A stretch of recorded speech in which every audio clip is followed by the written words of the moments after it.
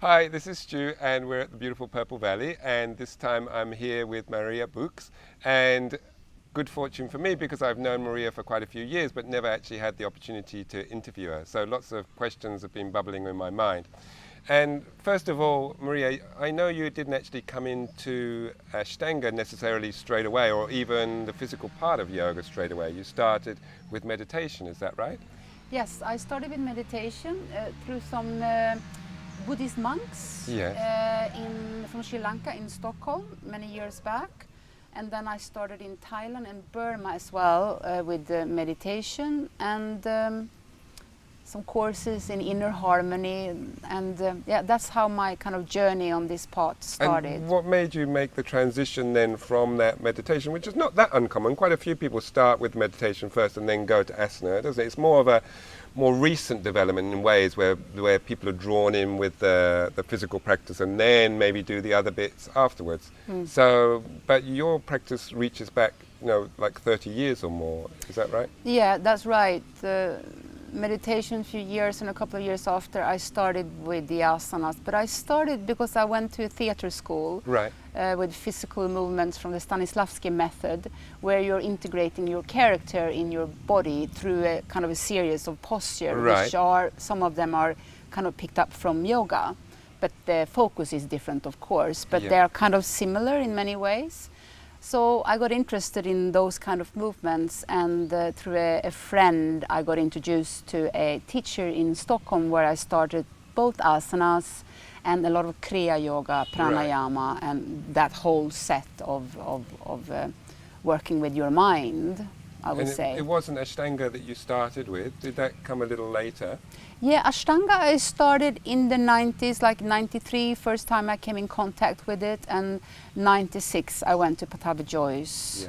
I spent a year with Mr. Iyengar in Pune, 1995, and and then I was, because he certified me as an Iyengar teacher, so I started to teach a little bit Iyengar Yoga in Stockholm.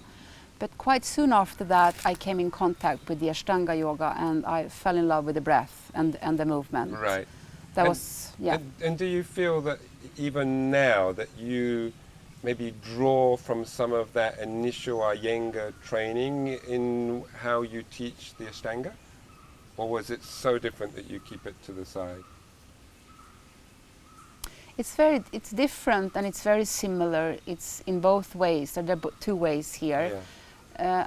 I try not to get into too many details when I teach, and I don't adjust too many details because I think that disturbs the flow. Right. But I do think when I read the bodies, I have a lot with me from that time in Iyengar, the way he and Gita and his son Prashant were reading bodies, and I kind of, because I was there such a long time, so I spent a lot of time with them, and I learned a lot how to read bodies from them. So I think I have a lot from that. I don't think I'm integrating too much of it. I think could be a bit confusing. Yeah. So when you're reading a body, what is it telling you? What's the thought process behind it? Is it very intuitive, or is it very analytical? Oh, I can see, like if I was to read a body, I would be thinking, okay, he's not externally rotating that shoulder very well, which means to me that when he comes to do such and such a posture, that won't rotate externally, so he'll have problems doing this, that, and the other. But because I come from a very anatomical background, but it doesn't fit naturally with many people. So what does it mean to you when you look at somebody and you see them start their sun salutations, so we say? No, I'm more of the intuitive way of reading, I would say. Yeah. I read through their way of breathing and synchronizing the movement with the breath and the presence in the body. You know, like the drishti, the way they look and the way if they are there or not there, you know. So an energetic quality to a presence. Yeah, this is for me very important when I teach, and this is also very important when I move people forward in the different series and in the different series if they're there or not, because some people, they can do all these beautiful things with their body by nature. Maybe you're a dancer, maybe you're an acrobat. Yes. But it doesn't mean that you are connected with your breath and with the presence of yourself within your movement. So this is what I'm intuitively reading. So we can get caught up in it is a physical practice, that part of it, the asana, but we can get a little bit caught up in that, can't we? Either through wanting to do the next posture or this posture. And so for people watching that maybe see that in themselves, that they are very attached to the postures and what they're doing, with your experience of the number of years that you've been practicing and teaching obviously as well, what would be your guidelines for them to maybe refocus their attention, or should they need to refocus their attention?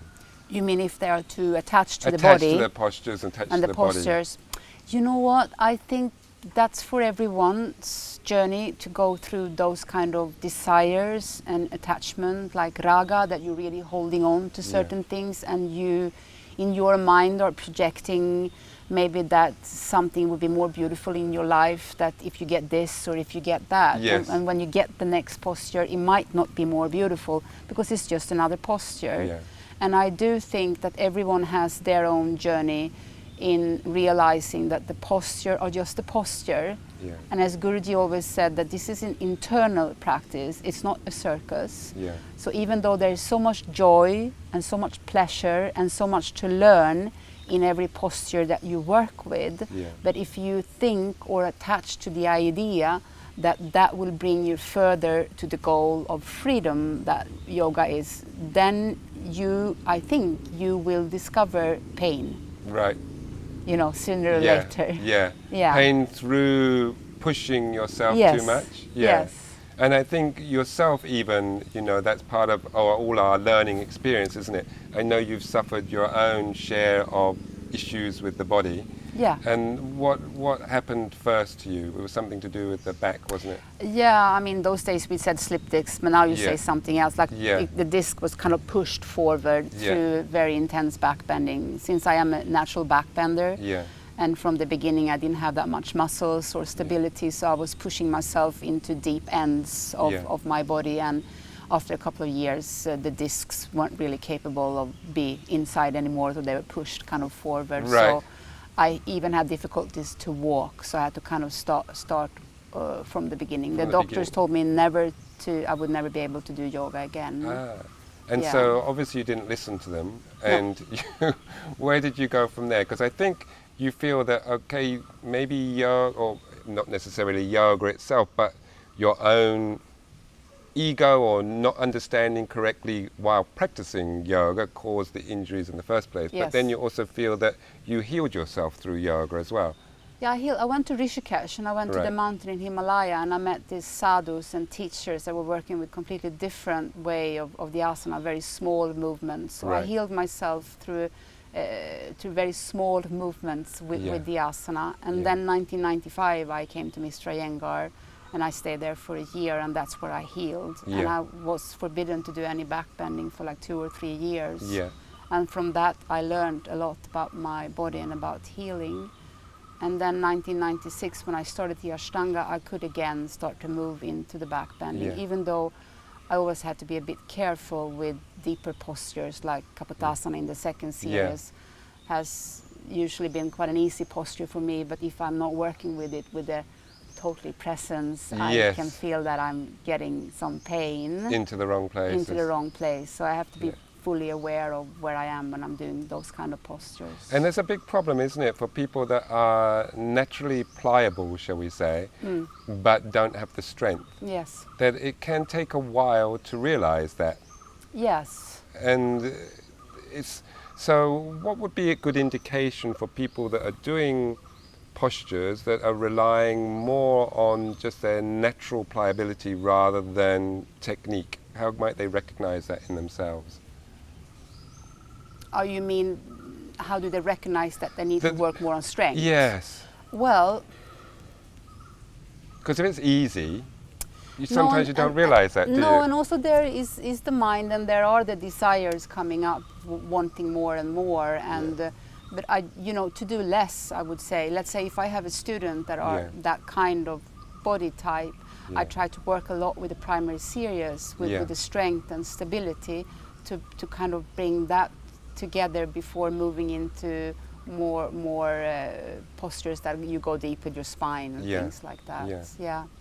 And I know that Carolina, the director here, she's for many years said to me, I love the way Maria teaches backbends. She's, out of all the teachers, you know, she's takes me the deepest as such, but I feel the safest. And so maybe that's through your experience of working with your own issues with the back and taking time to learn.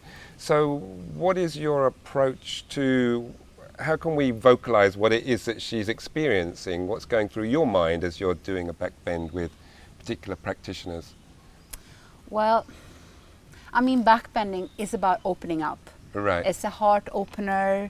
It's emotional, very opening up. It's a beautiful posture to release joy, sadness, all kind of emotional stuff that you're holding on to in this area. Right. So it's a really a pleasure and a gift to work with people for that reason as well. Yeah.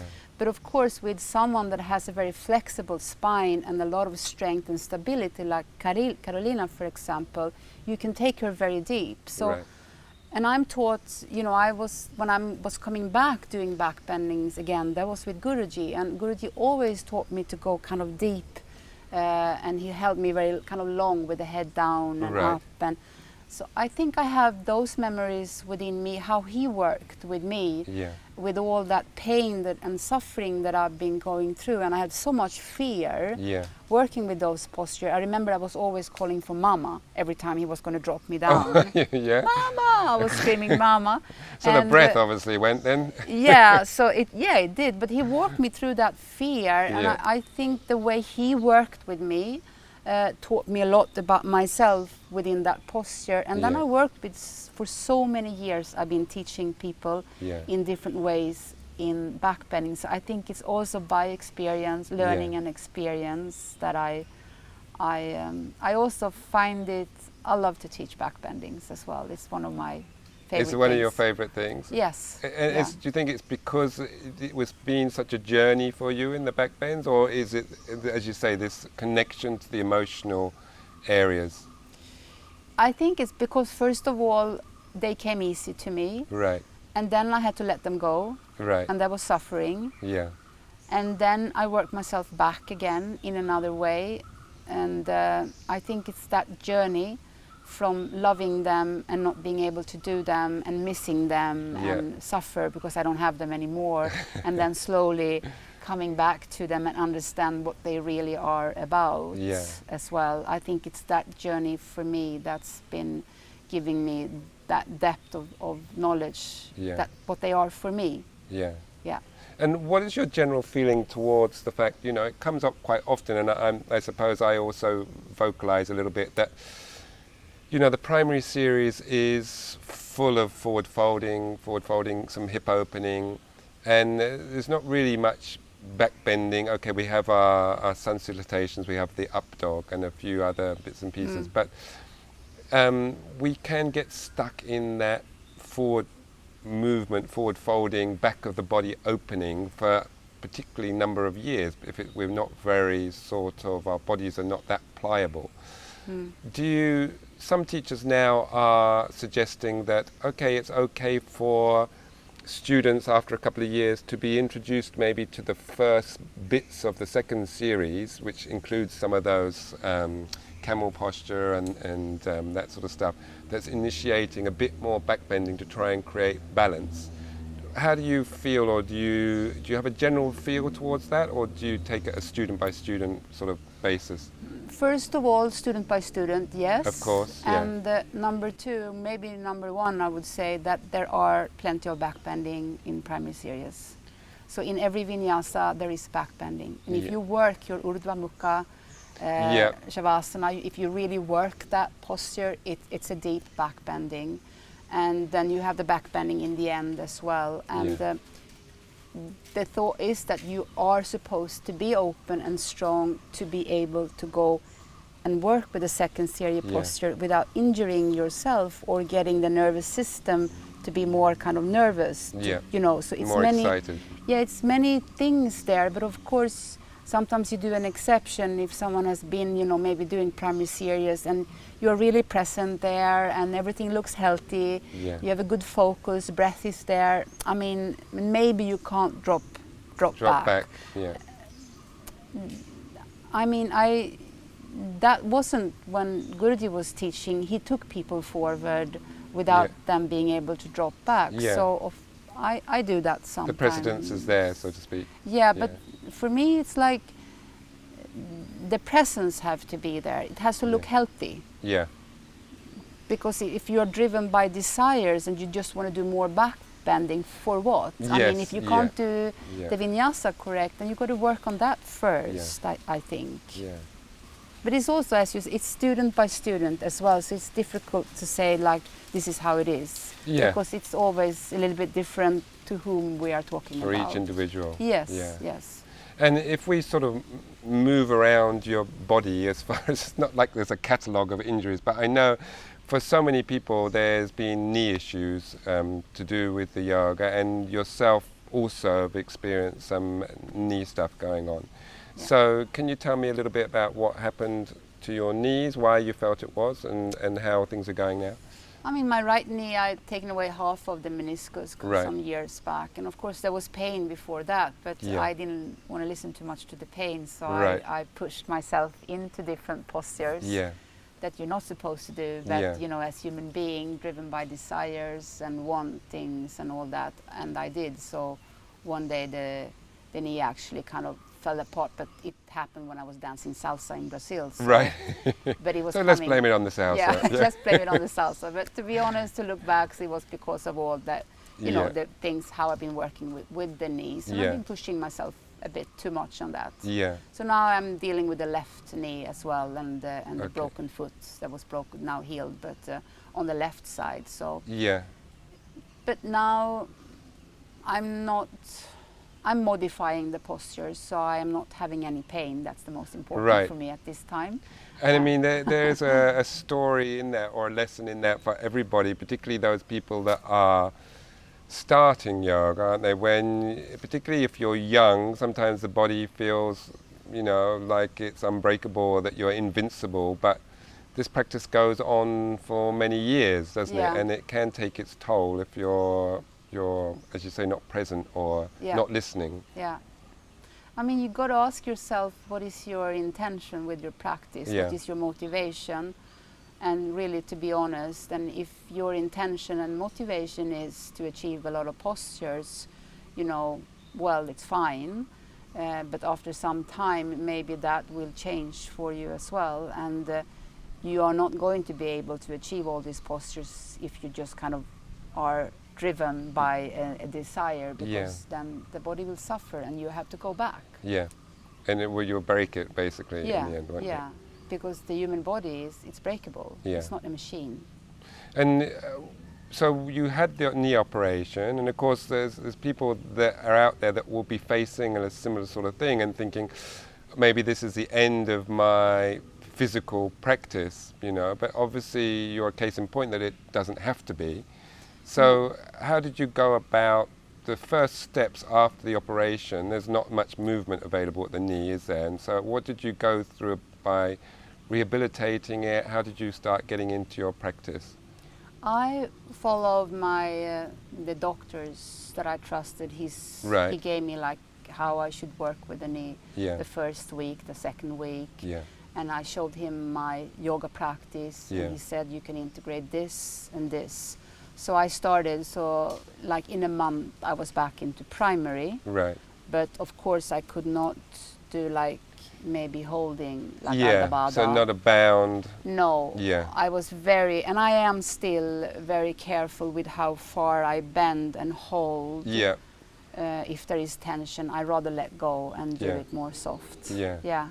And so has that almost been an opportunity for you to explore other parts, not other parts of the practice, but the way you approach it? Have you found more subtlety in it? I sort of imagine that you weren't fully strong, blasting away all the time, because I get that subtle energy from you. But has it allowed you these issues to explore those sorts of things more, and what have you discovered from that? Yeah. you know, without me even knowing it, I did discover there was kind of a relief when I had the operation that I had to back off a little bit. And it was a relief from the force of the mind that had that pressure on me that I had to practice in a certain way to be a good practitioner or a good teacher or to be, you know, on this yoga path. You had to be at a certain level of asana or whatever. Also because I am a teacher as well, so I felt that I had to be in a certain way, which maybe I don't, but this is how I felt. So when that thing happened with the knee, I had to back off. I had no other choice. And that was a relief for me, actually. And then I slowly, when I worked myself back, I kind of discovered all these small things in the practice in another way. You know, and really how to work with the standing postures, for example. To really work them deep, to really work them, you know, to really create yourself present in those postures. It's beautiful, actually.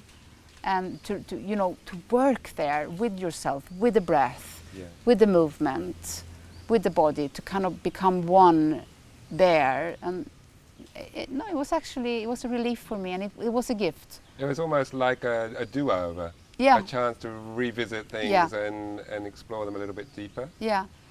And also with this thing with pain, that I had the tendency to work with pain, maybe in a negative way, of course, because I got injuries, that today I don't work with pain.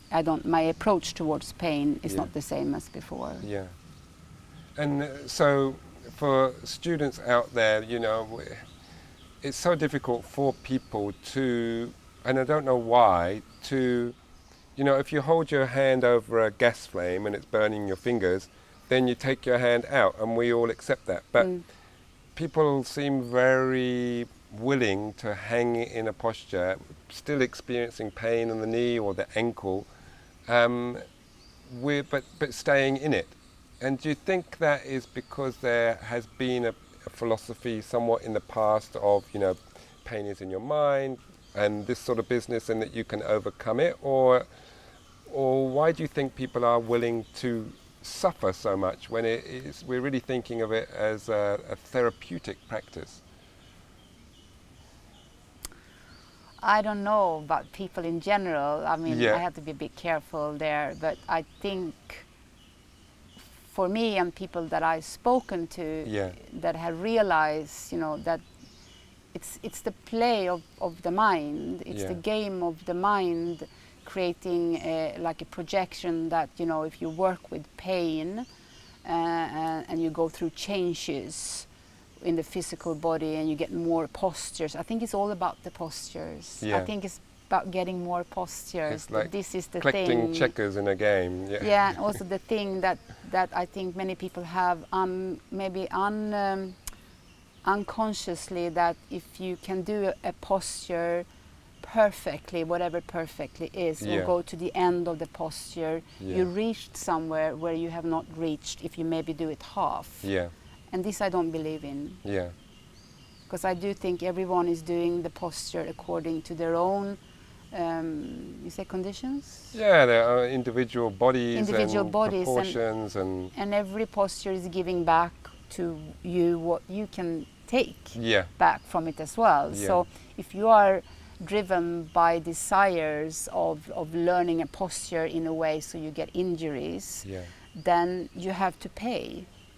So I don't know really what drives people to do that, because you see it many times how people are pushing and working with the postures that you kind of, whoa, it's like, and sometimes you don't see that aspect in them in other parts of their life. But there's something about being on the mat that almost somehow, because it's yoga, it can't hurt me. But of course we know that's not true. It can hurt us. It can, but I have to come back to, I think the system of Ashtanga Yoga, which is Ashtanga Vinyasa Yoga from Pattabhi Jois, is 6 different series that one by one you take. Guruji said one by one you take, one by one you learn. But he was also teaching one by one you take, one by one you learn. And he gave you the next posture when he thought you were ready. Today is a different story out there in the world because we also have so many different teachers teaching today. Yes. And everyone has different ways of looking at when to give a new posture. Yeah. So you can also, as a teacher, feed a student's ego by giving them more and more posture that they might not be ready for. Yeah. And then that student think that they are somewhere within the physical, what they can do. Maybe they're not. Yeah. So, and it also creates this that they want more and more and more, no matter what. Yeah. Oh, I have pain, but doesn't matter. Another posture. Yeah. It's a bit. I think that has to do. Do you think there's pressure on teachers themselves as well to give postures because of the fact of they know with students? Well, you know, I'll be going to such and such next month, and he's going to give me X postures, or does that sort of? You know, this is also nowadays in the Ashtanga world different ways of looking at it. Yeah.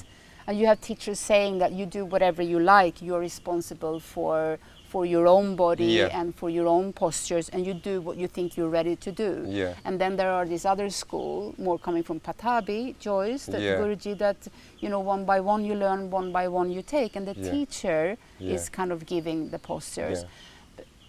I don't know, because I don't have my own shala anymore, but I think if you have a shala in a place where there are many, maybe studios and yoga shalas, and there are some teachers giving a lot of postures, so the students go there because they can get a lot of postures, and there are some that doesn't give that many. I don't know if that has an effect. Any bearing on the numbers?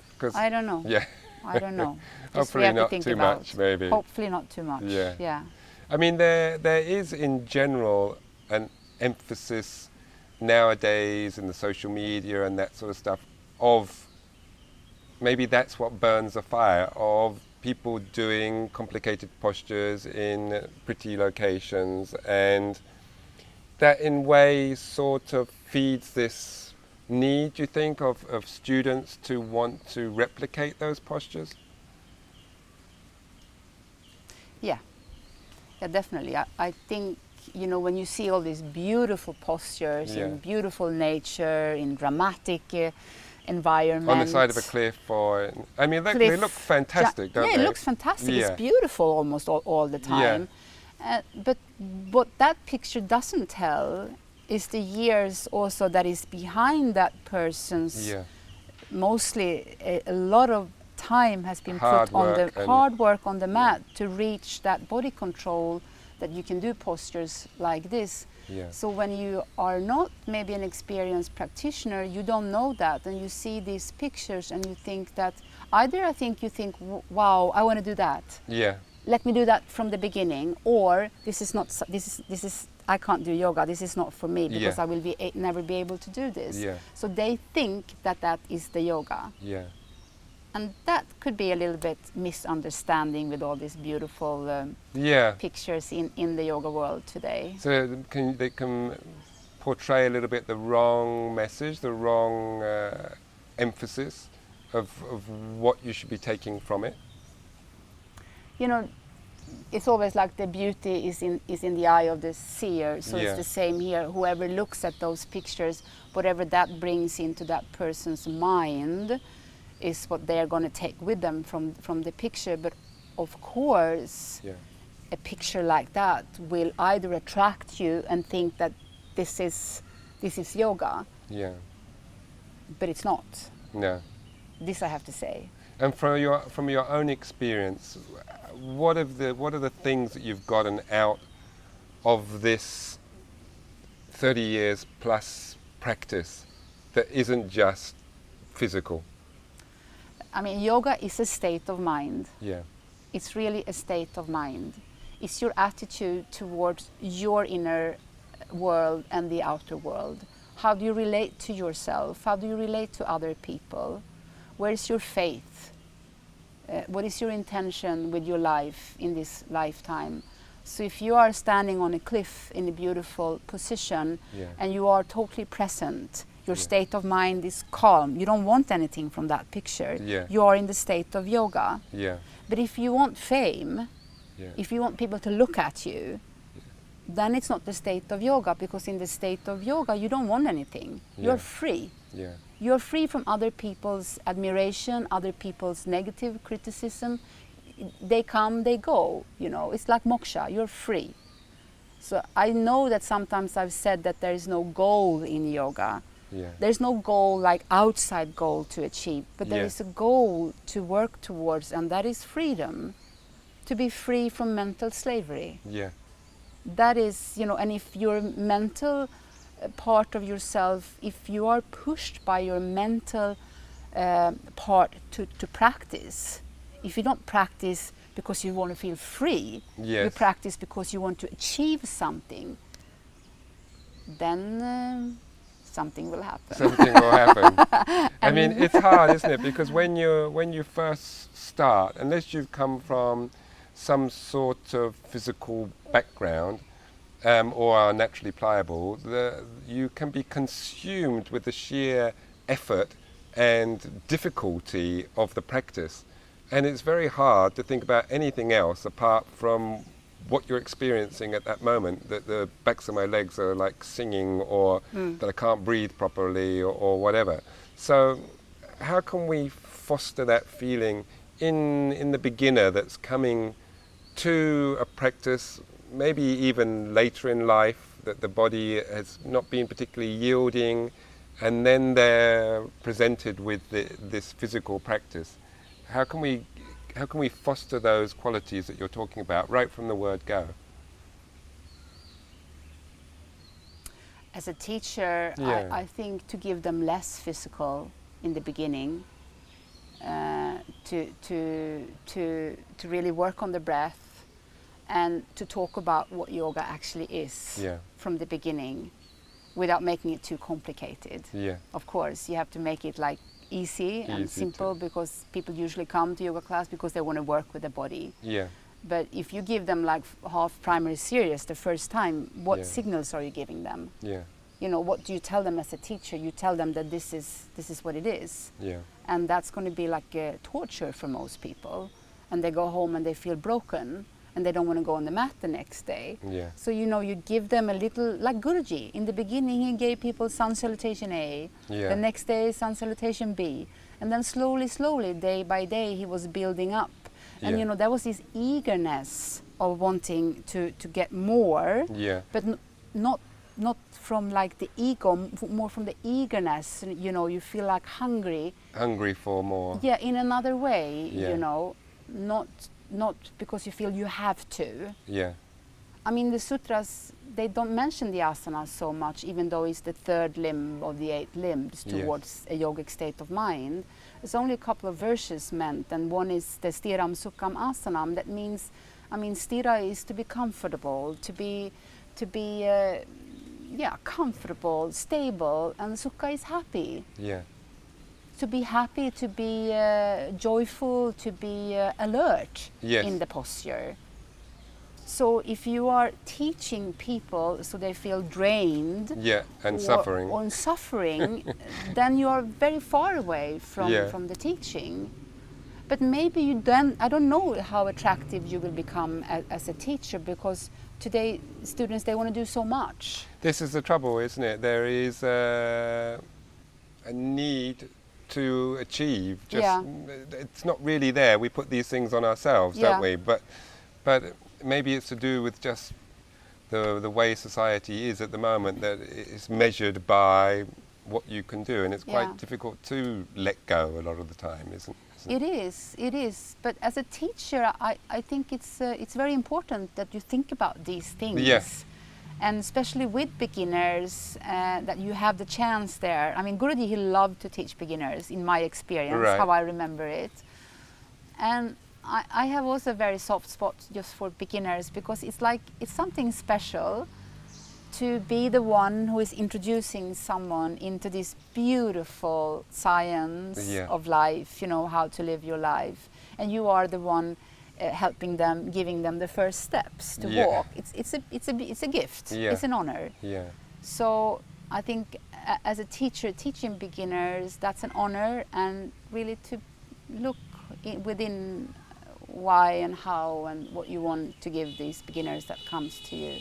And do you find that people naturally then start to migrate into wanting to know more about meditation and pranayama, or do they need to be encouraged that way, or how do you go about introducing some of the more subtle aspects of yoga? It's very individual. Yeah. Yeah, it's very individual. Some people, they want it from the beginning, and some people never want. They just want to do the physical part. Yeah. But of course, by mentioning maybe something of the sutras in every class to kind of integrate something, will of course, you know, make the ears and eyes go a bit open for that.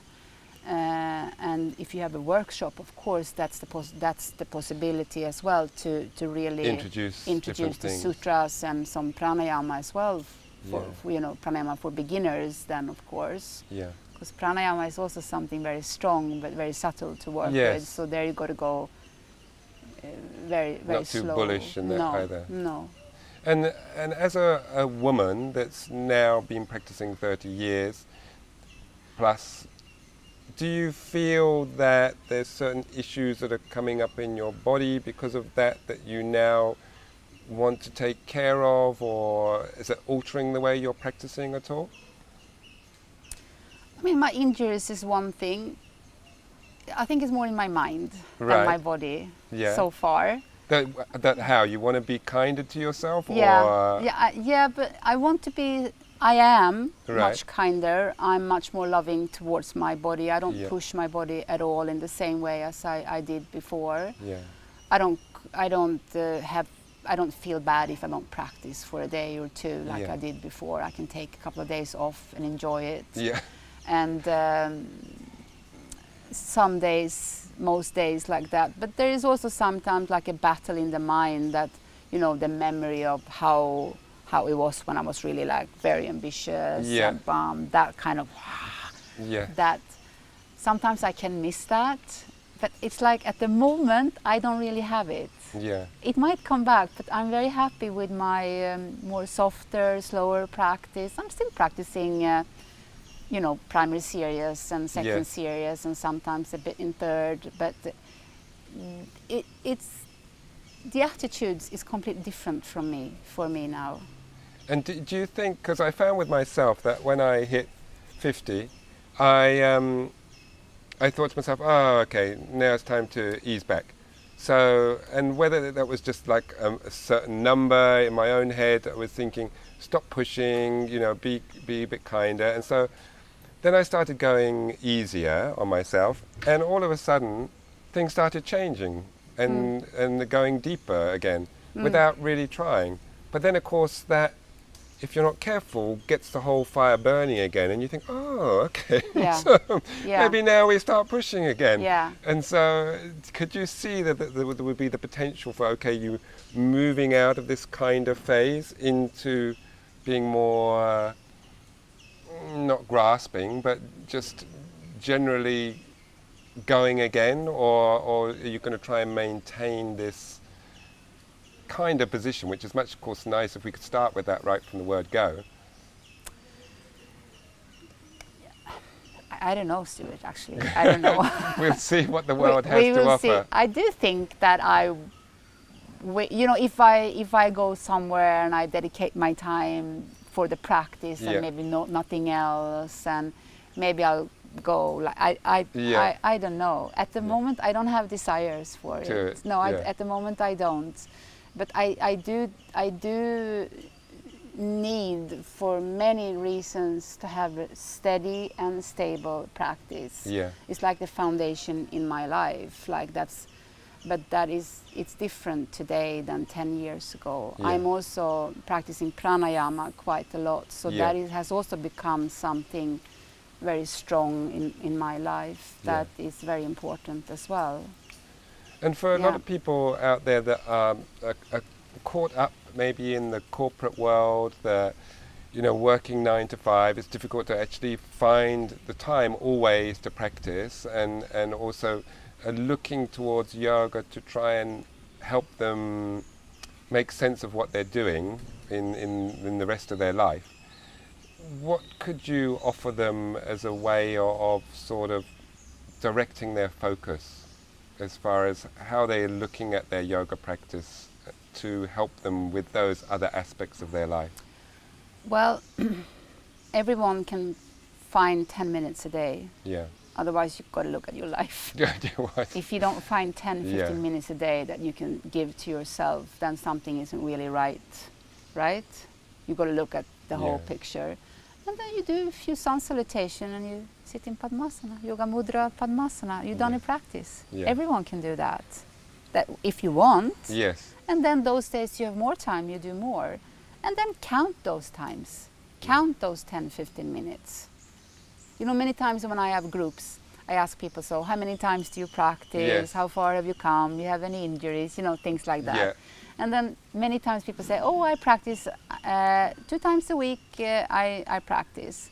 Yeah, and then I do a few sun salutation here and there. And then I wanted to say, you know, count the few times you're doing the sun salutation, because that is a practice. It's not, it's not if it's 1 hour or 2 hours, it's not that. It's, you know, it's that you've done it. So it's not necessarily measured by the physical output, but maybe your presence and you being able to set the time aside and that sort of thing. Yeah, I mean, let's see that you don't practice for a week. You don't do anything for a week. How do you feel on the 7th, 8th day? If you're usually practicing, you know the body's more stiff, you feel a bit like, oh. Yeah. But let's say you've done 5 sun salutations every day during those 7 days. Yeah. You know how you feel the 8th day. Yeah. So it makes a difference. Yeah. It really makes a difference. And I think we should value the beginning more, like the sun salutation, more than we do. Yeah. I give value to the practice of the sun salutation, because that's a full practice in itself. Yeah. I find a lot of people tend to want to cut those down, don't they? That they, you know, they might do 4 A's and 3 B's or something, and away they go. You know, I personally do about 10 of each, because we get up and we're only up like about half an hour before we start practicing, and it takes that long for the body to be oiled and get going. So, but yeah, there is that tendency in people to want to sort of, like, it doesn't really count, and okay, we only really started when we actually start doing the first posture. Yeah. But as you say, it's many postures rolled into one, isn't it? And it's a great sort of... It's beautiful practice. Yeah, just in itself. Yeah. Yeah. Thanks very much, Maria, and I hope again that I can get to talk to you again very soon, and thanks for sharing with us. Thank you, Stuart. Thanks very much.